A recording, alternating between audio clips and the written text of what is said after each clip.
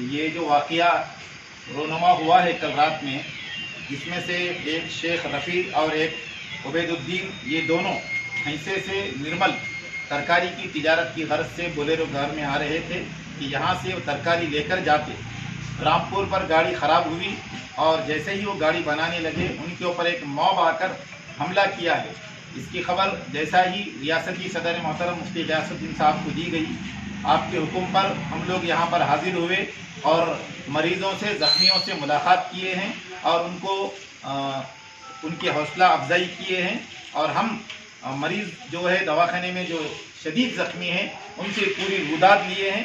और अभी थोड़ी देर पहले यहाँ पर हम डीएसपी साहब जो है उनसे भी फ़ोन पे बात किए कि क्या कार्रवाई हुई उनके ख़िलाफ़। तो डीएसपी साहब ने ये हमको बताया कि जितने लोग हैं उन सबको अरेस्ट कर लिया गया है, रिमांड को भेजा गया है, जेल उनको रवाना कर दिया गया है।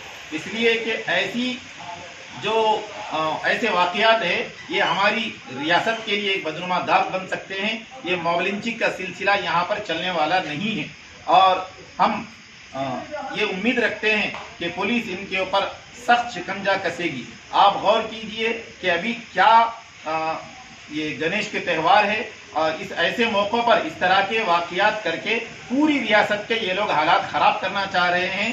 हम आदिलाबाद ही नहीं, तेलंगाना के डीजीपी साहब से दरख्वास्त करते हैं कि पूरे वाक़यात की कड़ी निगरानी करे और ज़रा सा भी कोई वाक़या जो अमन को ख़राब करने का हो, ऐसे अफराद के ऊपर सख्त कार्रवाई करे।